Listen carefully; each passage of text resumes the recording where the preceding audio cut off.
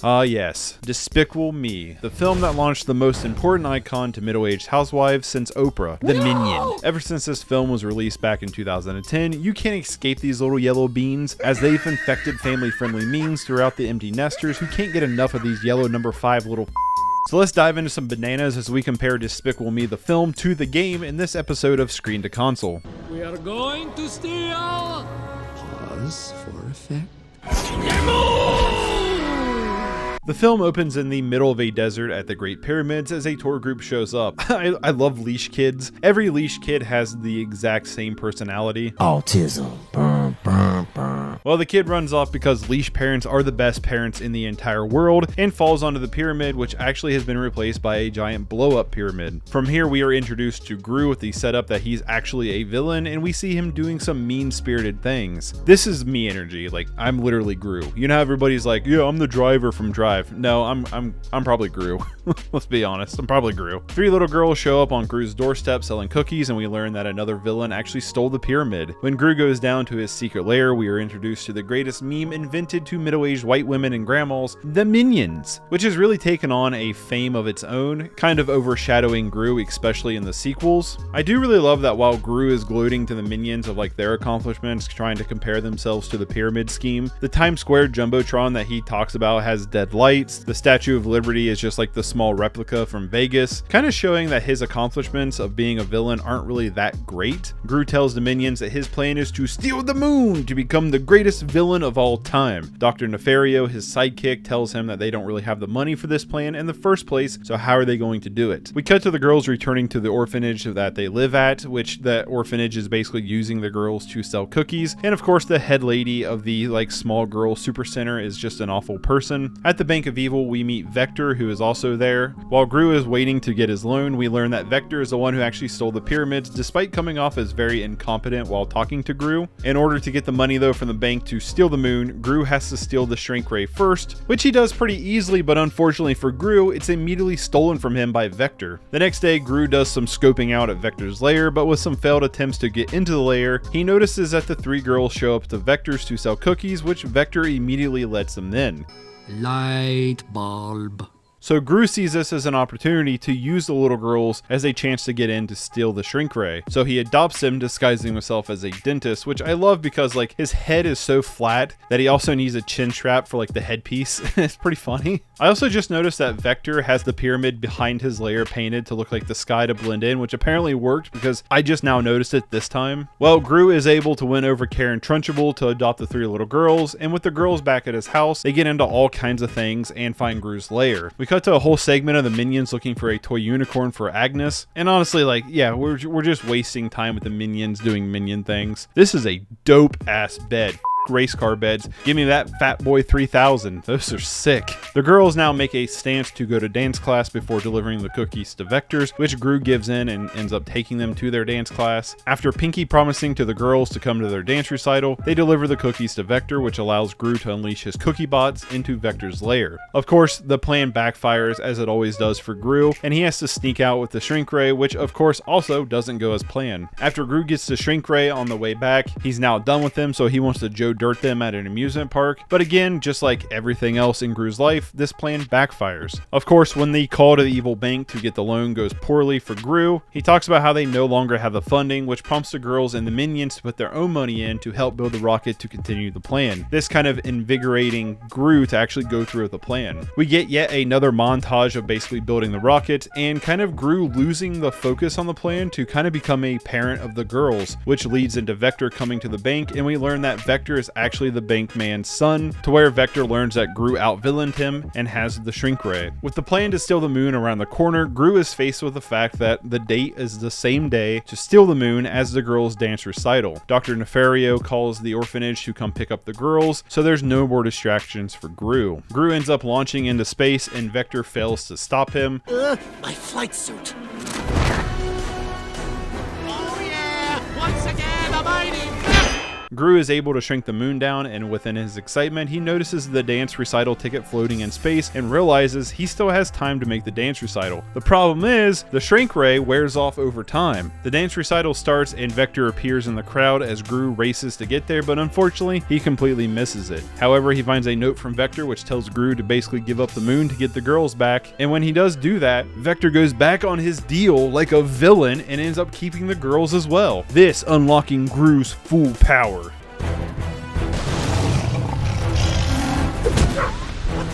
He punched my shark! He is gonna kick your butt. I love that when Gru gets picked up by Nefario, he only cares about getting the girls back. It's kind of like a nice, full circle moment, I guess. Well, the moon starts to expand back to its regular size in Vector's ship, and I love the fact that it just like resizes based on when it's convenient for the plot. Like the other items pretty much just resized instantly, but this one's just like, yeah, we got to do it with the plot, right? It's got to resize with the plot. The moon rocks and sets the girls free, and Gru catches the girls from Vector's ship. Vector ends up getting crushed by the moon and launched into space, stranded on the moon. When we get another newscast like the beginning, but this time ending with the phrase, "Who is this mysterious hero, and what will he do next?" showing that Gru's transformation has fully taken place. The film ends with Gru reading to the girls a bedtime story and giving them goodnight kisses, and he does the same for the minions, this leading into a recreation of the dance cycle where Gru's mom says that she's finally proud of him. We spent the entire movie with Gru's mom basically always looking down on him or disapproving of all of his actions, and finally she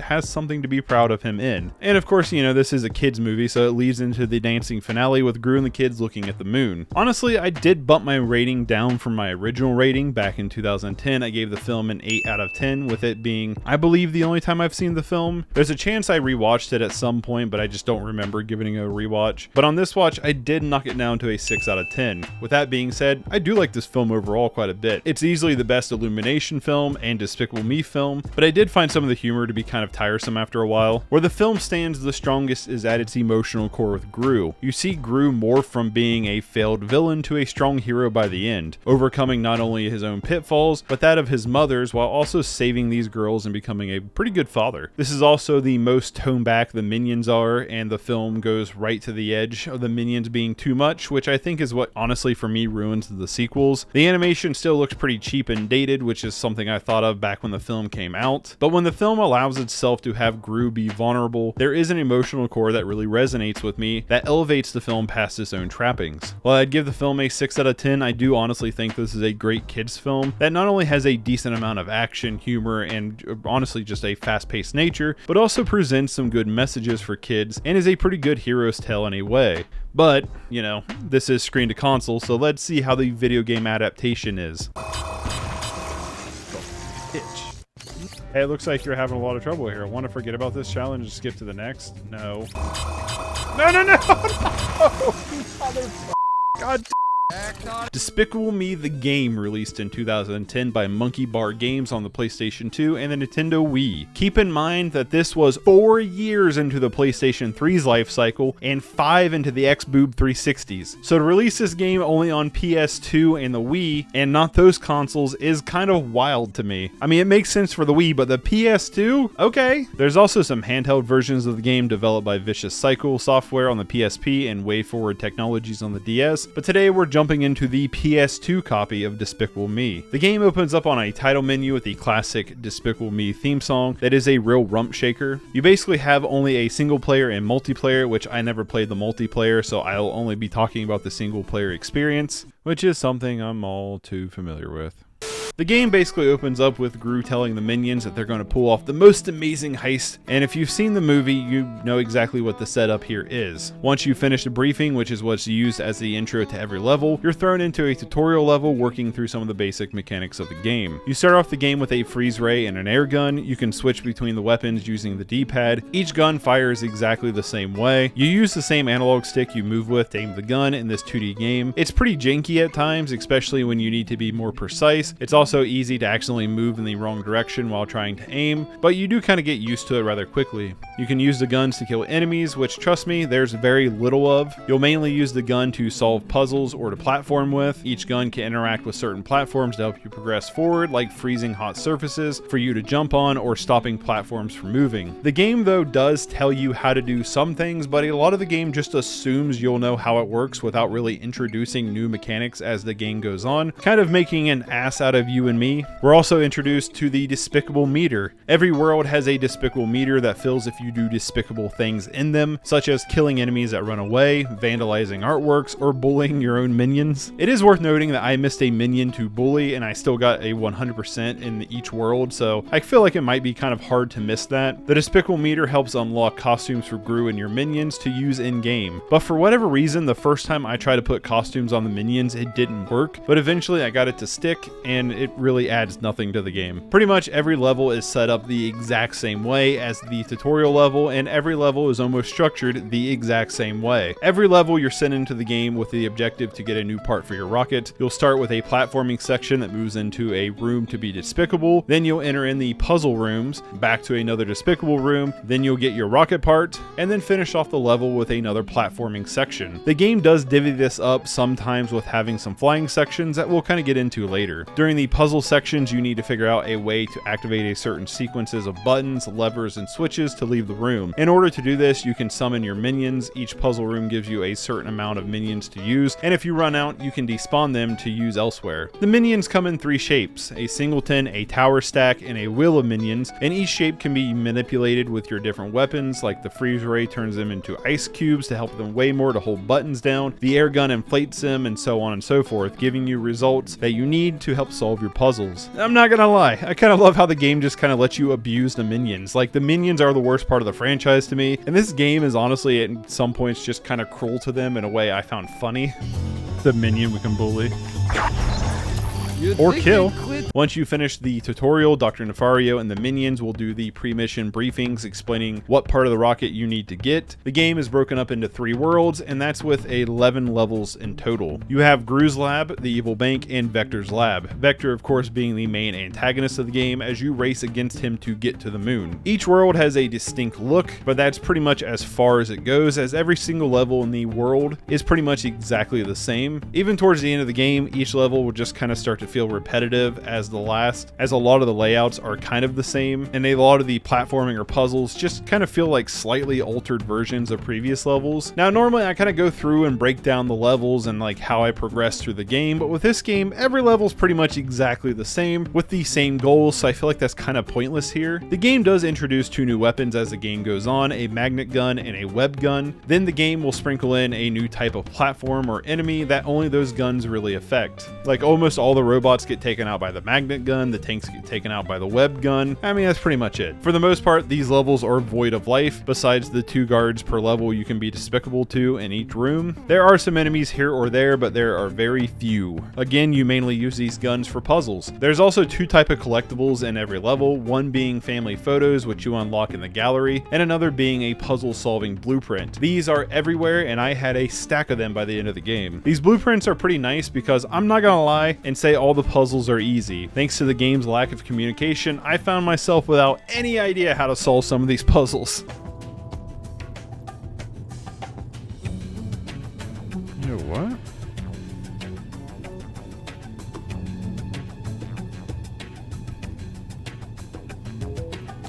I never would have guessed any of that. How would I have ever have guessed that?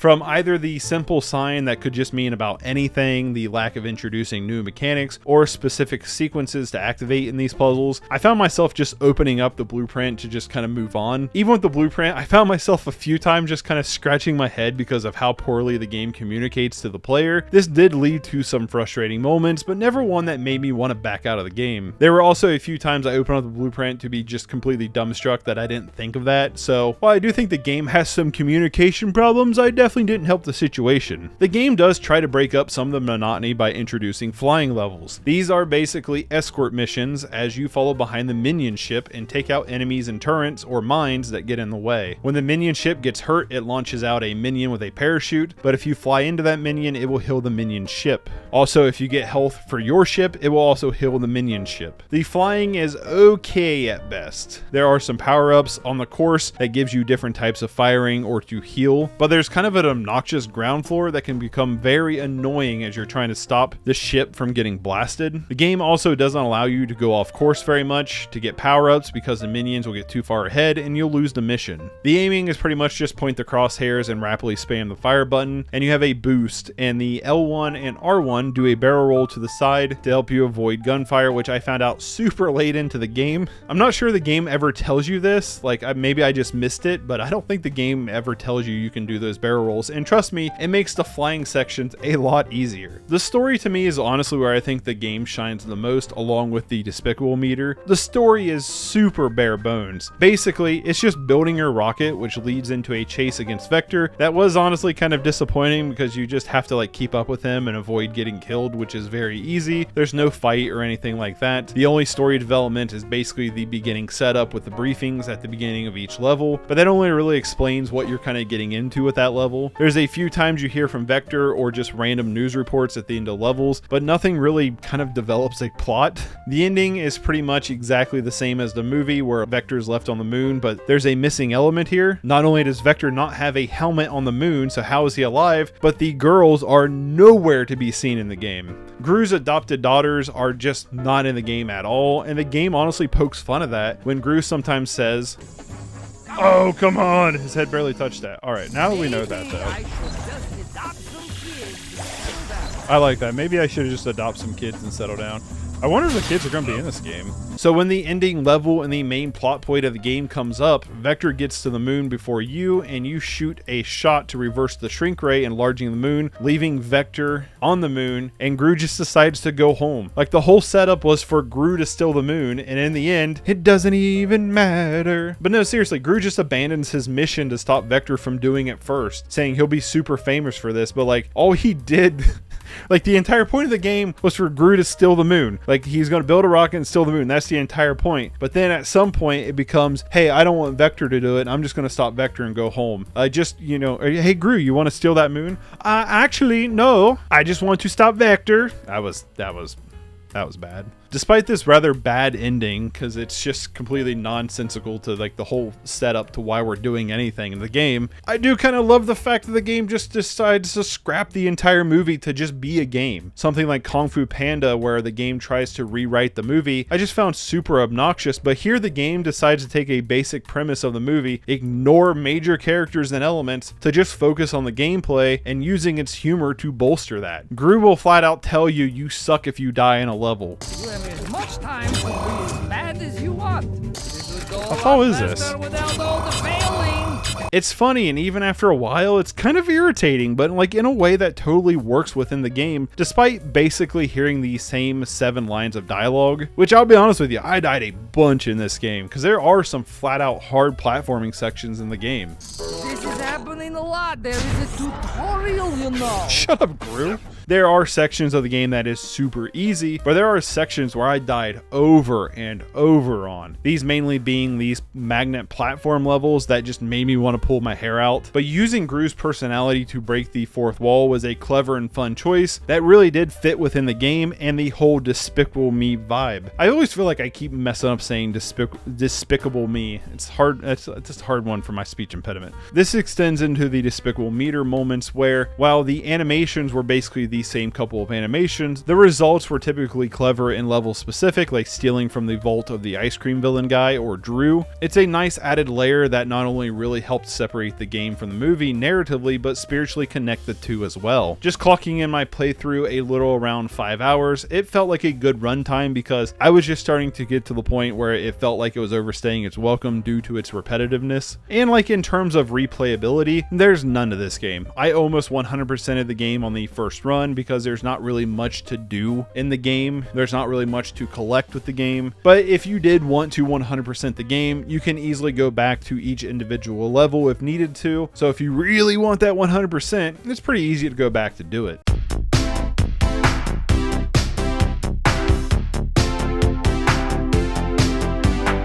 Despite the game's flaws, from its wonky controls to Gru being super floaty when jumping, or its lack of communication, I did genuinely enjoy playing the game, as both the platforming and puzzles were fun to take on. The game did a good job at setting itself apart from the film enough to really not be distracting that key elements of the film and story just isn't here, but it takes things in a different direction enough to make it enjoyable on its own as a companion piece. What makes the movie work is the emotional change in Gru over the course of the film, where he goes from being kind of a failed bad guy to being a pretty good father and good guy, where in the game you're just kind of allowed to indulge in being despicable, kind of allowing yourself to live in that world. That honestly somehow kind of makes his change in the film feel even sweeter. If you watch the film going into the game, then it kind of helps the world of the game work better with that context, where if you play through the game, it kind of acts as a companion piece to the movie by helping build Gru's character change, which is exactly where I want a tie-in to be. They complement each other. That makes both experiences worth it, instead of fighting each other by the game trying to rewrite or in some cases replace the film. Despicable Me surprisingly balances this quite well, which is why it's getting the rating of watch and play.